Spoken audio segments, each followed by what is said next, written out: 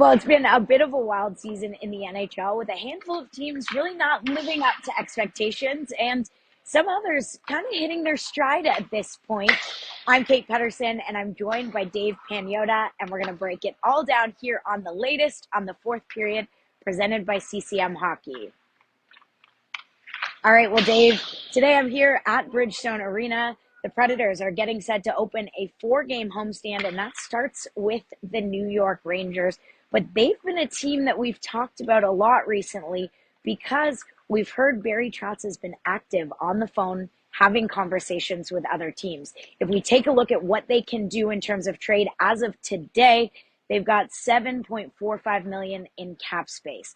What do you think Barry's actively involved in, and what could he actually do with that amount of cap space?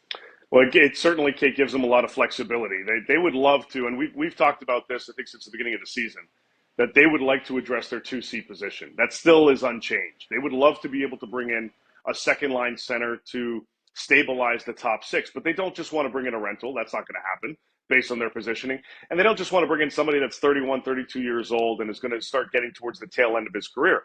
They want to bring in somebody in the mid-20s, maybe on the earlier stage of mid-20s, that can be with this core and build with them for years to come. And that comes with a big price tag. And those types of deals are more likely to occur in the offseason than in the middle of the season. And the way they're playing now, currently, as we're doing this, last in the Western Conference, nobody's throwing you any lifelines. No life preservers are coming Barry's way. So he's got to be creative in looking at what he has. Now, if they continue this trend, a guy like Gustav Nyquist will be on the block. He's on an expiring contract. They'll look to move him as a rental for another team. But Barry still wants to insulate the rest of this group with the right pieces. He's going to be looking at those moves, but also almost as much looking at bringing in some key pieces to fit the core. Well, it was a slow start, but lately they've expressed, many of the players, Steven Stamkos as well, saying, we're getting there. We're not getting the results that we want, but they had a good game versus Colorado, 39 shots on goal. They were creating a little bit more. They just couldn't seem to get a bounce. And we have seen the change with Stamkos playing 2 games already between Forsberg and Marchessault. So they are making some moves within, and Roman Yossi's been out since December 10th, but he did skate again this morning, so we could see him back as early as tonight against the Rangers. So they're doing their best with what they've got for now. Yeah, they are. I mean, you're grasping at things. I mean, people are joking that tonight's game between Nashville and New York, the loser. I mean, they may both end up making coaching changes based on how they're playing, but I think for the most part, both of these teams are focused on roster type movements. They're making adjustments. Nashville, as you said, adjusting their first line lately. So you want to build a little bit of momentum there and see how things kind of roll out from their side of things. But they're looking. The Rangers are looking for other reasons. I think the game tonight will dictate a lot of what New York does in the immediate. If they get shellacked tonight, the Rangers, I mean, all hands on deck. They may not have another choice but to make a big type of move.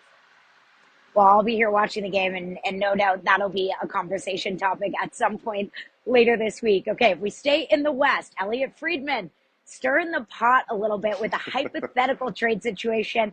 And Vancouver fans were right on it. Elias Pettersson to the Sabres in exchange for Dylan Cousins and Bowen Byram. Probably not realistic. However, the Canucks are without Filip Hronek, so maybe there is a reality that a trade happens between these two teams, but it's for Bowen Byram to bolster the back end. What do you think of the reality of that? Yeah, Freed's definitely set Vancouver on fire with that one, and he acknowledged it too. He had to go on some local stations to talk about it and try to cool the fires, reiterating it was just a proposed hypothetical trade. But he acknowledged, in something we reported yesterday as well, that Vancouver and Buffalo have had trade talks, and they seem to be centered around Vancouver's interest in Bowen Byram.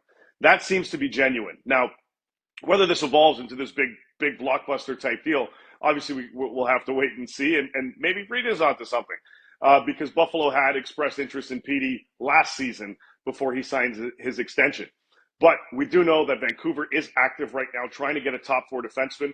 Byram is a guy that would certainly fit that role. And for a team like Buffalo, the Vultures are going to come flying in and try to pluck away some pieces here in hopes that you're desperate to do something. We'll see how that conversation continues, but we do know Vancouver, without question, wants to bolster their top 4. Even with Hronek back in the lineup, they still want to stabilize that back end at some point this season. All right, let's check in the East. One last team, Ottawa Senators. We've talked about them for a variety of reasons, but now they're getting hot. They've won 7 of their last 10. They're in a wild card spot in the East. So is this a time when Steve Staios commits to those playoff hopes and tries to add a little more to his roster? And if he does, where is he looking to add?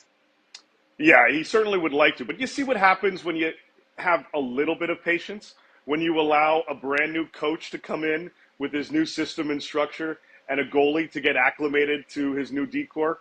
It takes a little bit of time sometimes for teams to get rolling. This is where the Senators expected to be this season, in the wild card discussions, and they're right behind Boston for third in the Atlantic. So if they could keep this momentum going, they're going to potentially push even further.